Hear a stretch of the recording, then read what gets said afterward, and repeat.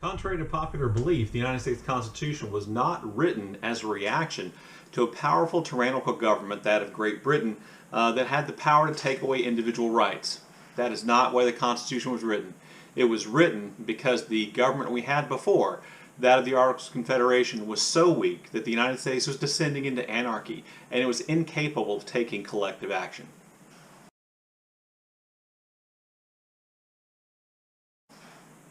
Hello and welcome back to Bookish, and welcome to the third video in my series about American myths, and this one takes on the myth of American individualism, or sometimes as we refer to it here as rugged individualism. If you listen to a lot of people around the United States, they seem to believe that it's this rugged individualism that has made America great at some point. I'll probably make another video about whether or not the United States has ever been great.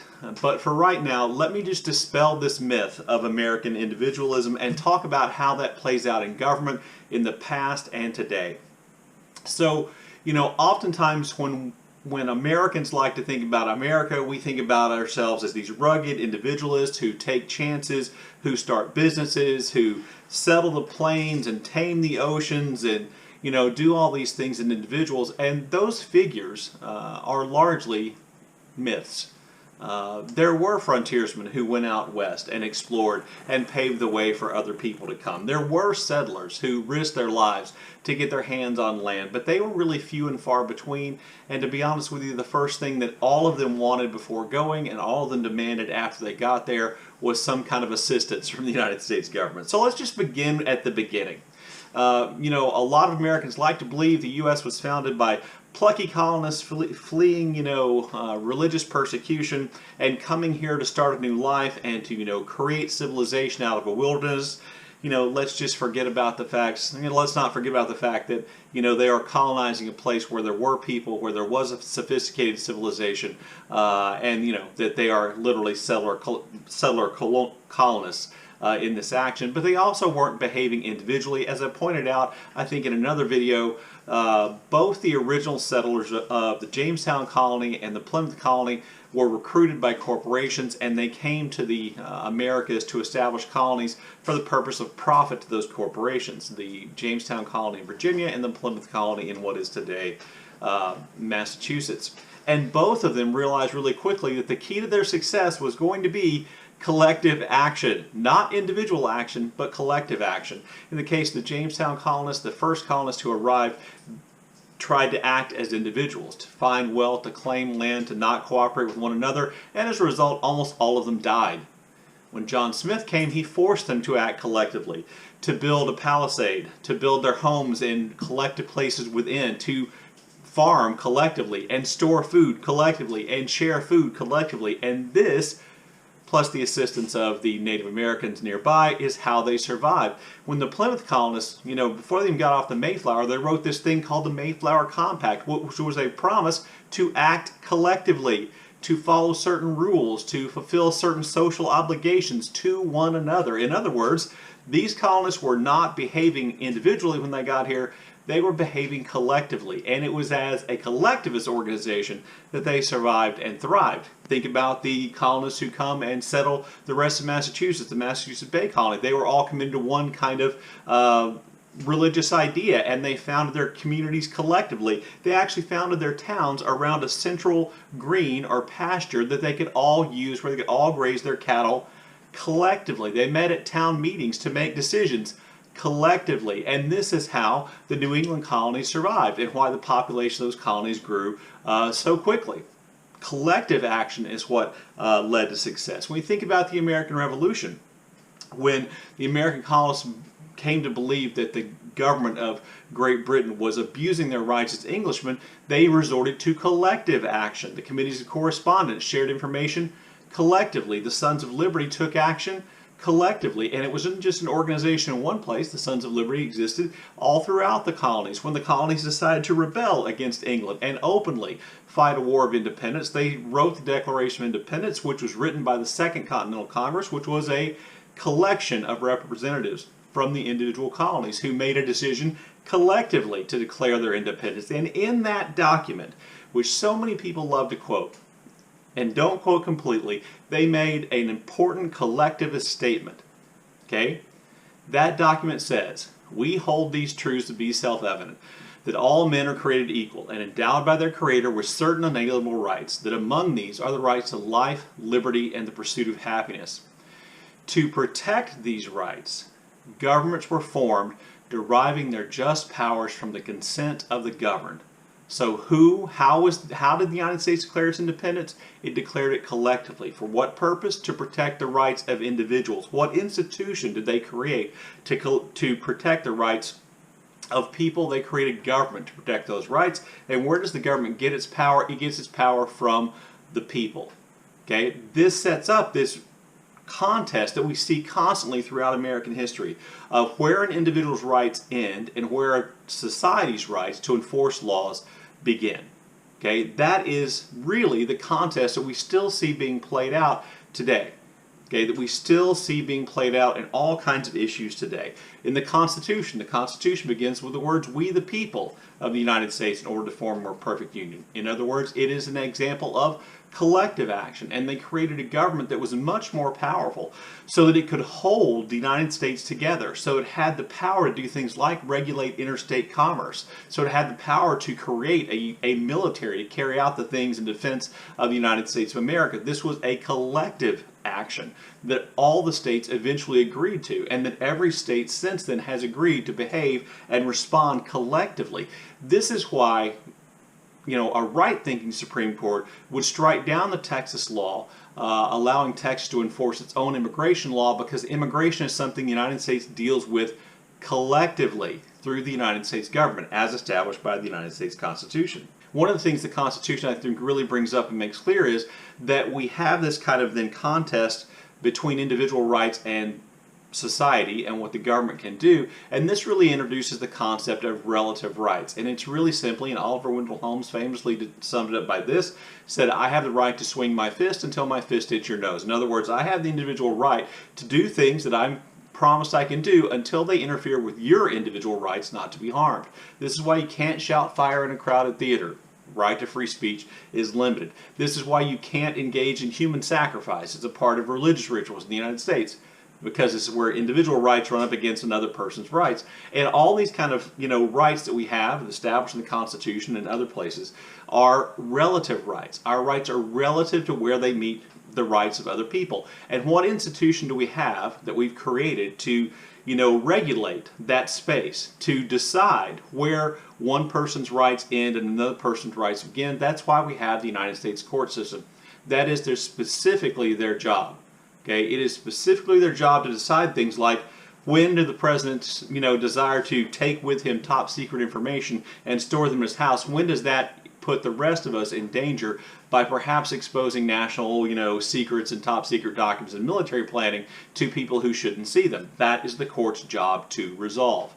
Okay, that's why we created the courts, to govern and regulate that space between one person's rights and another's, or between one person's rights and the rights of the United States collectively, of us as a society, to not be harmed by other people's rights. This is a really important thing. We don't have the right to do whatever we want to do. Our rights are limited by the rights of others, and it is the court's job to decide where that exists.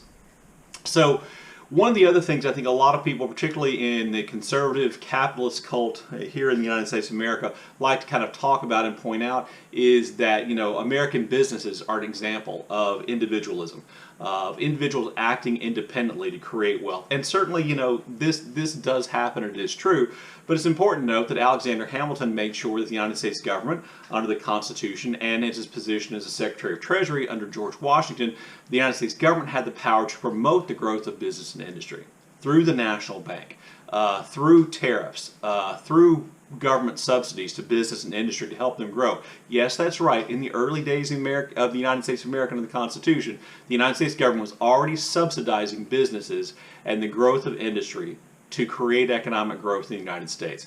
So a lot of those businesses, a lot of those individuals, for instance Thomas Jefferson, who hated it, took advantage of the fact that they could get money from the United States government to start an industry. Thomas Jefferson had a nail-making factory in which his slaves were unwilling employees and workers to make nails, and he got a subsidy from the United States government as a result of that.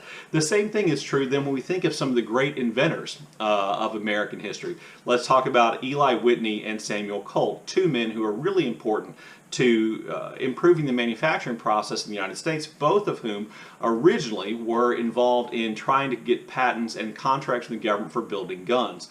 Eli Whitney building rifles for the United States military, Samuel Colt later building revolvers, both men who were important to creating and implementing the use of assembly line manufacturing and interchangeable parts and the machines necessary to make interchangeable parts.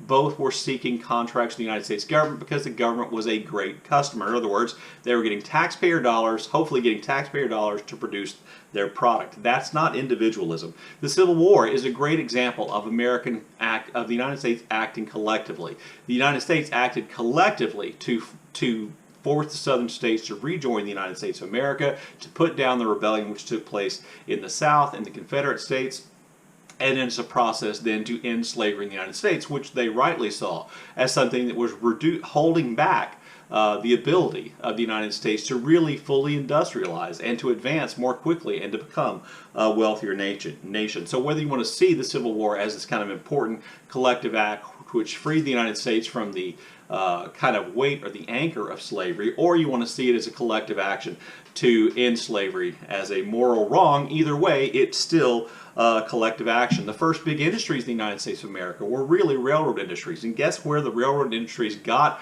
the permission to build the railroads, got subsidies? Who did they get to subsidize the construction of the transcontinental railroads and the railroads in states and in areas of the United States? They got that money from state, local, and ultimately the United States government in the forms of land grants, in the forms of payment. And so the money to industrialize came from the United States government, the American taxpayers. In other words, it wasn't individuals, it was a collective action. During the Great Depression, when the United States economy collapsed, people looked to one another and we created a government capable of taking care of and solving, or at least diminishing, some of the economic problems for the American people by providing jobs, by providing income to those who were too old or too disabled to work. World War II, maybe the point in time where the United States can look at the most pride, where we were at our best, is a collectivist action. Americans volunteered. Americans went into the military in the millions. Americans voluntarily, more or less, went along with rationing where they couldn't buy whatever they wanted to. Women left their homes and went to work in factories because that's what we needed people to do. That was a massive collective action which helped to bring about the end of fascism in the United States. The Civil Rights Movement is a collective action. It is inherently collectivist. And when it ultimately came down to legislation to bring to an end Jim Crow, segregation, and racism, that was an action taken collectively by Republicans and Democrats in Congress to bring those things to an end. And when we think about American military heroes, and the heroes we honor with the highest military honor in the United States of America, that's called the Congressional Medal of Honor. If you go to the Congressional Medal of Honor Society's homepage, it talks about honoring the sacrifice of the men who won those medals, because many of the men who won the Congressional Medal of Honor died in the act, and almost to a person in those, if you read the write-ups, the people who won the Congressional Medal of Honor, they won it because they were doing things for the good of others. They were doing things to collectively help rescue others, or to protect others, or to help their unit achieve its mission, and in the process putting themselves at great danger. In other words, they were subsuming themselves as individuals to take action that was good for the whole. So this idea that the United States is a country made up of these rugged individuals who do these things and achieve these things without the government, without one another, is not borne out by American history. We have been at our best. We have accomplished the most when we have behaved and acted collectively. And so this idea of individualism, which we see returning and really embodied, I think, by Donald Trump and his supporters, is, can be an inherently dangerous idea. Because the problem with this kind of balance we have between collective action and what's good for society and good for individual rights is that the balance can be thrown off in either direction. So if the forces of collectivism grow too much and become too powerful, we head towards authoritarianism. We do. You know, during the presidency of Franklin Roosevelt, who, you know, was elected president 4 times, and we were acting collectively, Roosevelt himself became kind of, I want to say corrupted, but enamored of his own power to get things done and to get things done quickly, and to believe that he was the irreplaceable individual making all these things happen, ending the Great Depression and fighting World War II. That was a point where we were in danger, perhaps heading toward dictatorship because of a leader from the left. His court packing plan, which would have ruined the Supreme Court's integrity in all kinds of ways, is an example of that. Fortunately, members of his own party stood up to him and said, no, that's too much, you can't do that. And just as too much collectivism can lead us towards authoritarianism, too much individualism can lead us towards anarchy and disunion. And I think that's what we see today. And I can't think of an issue that embodies this idea of putting too much emphasis on individual rights over what is good for the collective whole than with the Second Amendment and gun rights. The more extreme gun rights we have, the more guns we allow into our society, the more guns we sell, the more deadly those guns become, the fewer regulations we have on gun ownership, the more anarchy we have, which is borne out by the mass shootings which take place in the United States all the time. And what are some states' response to mass shootings? Let more people have more guns.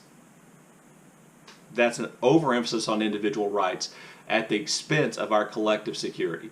So this whole video is about trying to explode that myth of individualism as kind of the key to American success and the key to what makes the United States unique. And I hope I've proved that it's our collective actions, it's our collective decisions that are when we have achieved the most and have perhaps come closest to the greatness we all believe, or Americans believe, that we have. Anyway, I look forward to your comments in the comment section below, and as always, thank you for watching.